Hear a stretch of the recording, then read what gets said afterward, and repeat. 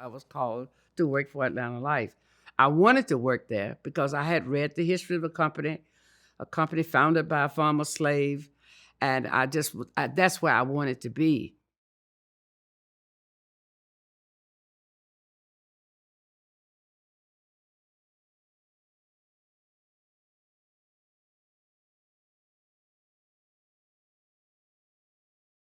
Atlanta Life had begun to get involved in civil rights. And when I came on, Jesse Hill was an actuary of a company, and he was really involved in it. I went to him and volunteered. I had so much admiration for him because I saw the strength in this man. He was brilliant.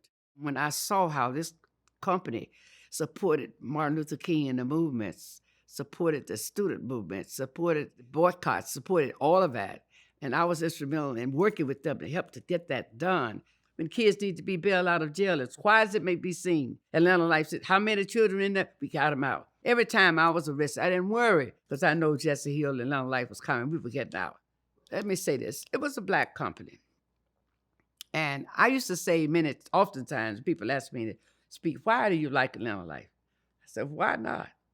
A company founded by a former slave. How many people can say they worked for a company that was founded by a slave?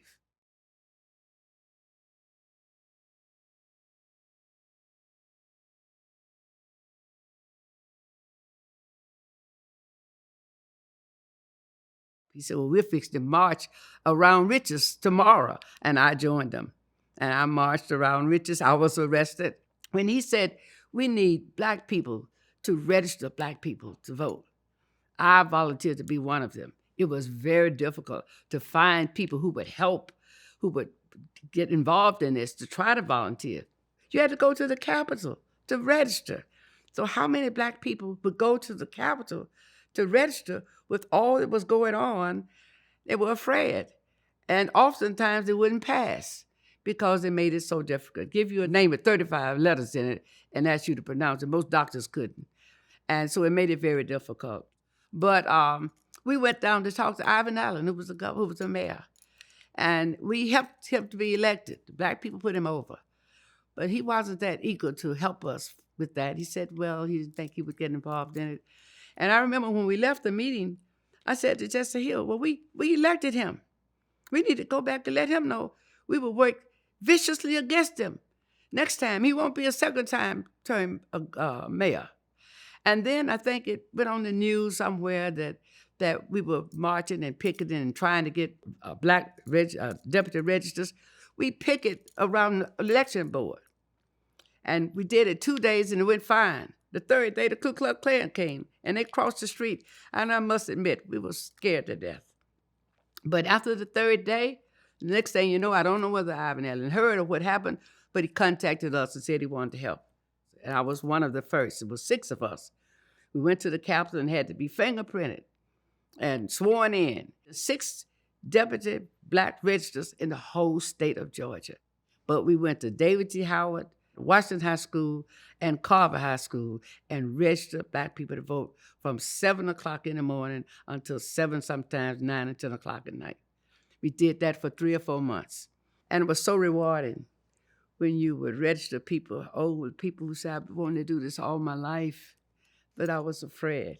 The black church was our foundation. The black ministers would tell the congregation, you have a chance to vote. You have black people who are going to register you. You don't have to go through that problem. So come to church Sunday, and we'll have a bus that will take everybody. So we registered hundreds of thousands of people. I always believed that when Maynard Jackson became the first black mayor, that it was because of all those people that we had registered to vote. But you know, when you look at our lives, black Americans, we have to have a leader. We must be reminded from which we came, where we came from. It's different from the average person. They don't have to worry about where they've been and where they came from and what opportunities are there for them. So in order for them to understand the importance of where we came from and the things we had to do to get here, there's a deeper appreciation why we must vote. So it's important that we get our young people together and understand this has been a struggle. It's sacrifices, and it's not going to end here, that it continues. But now you got to be the leader.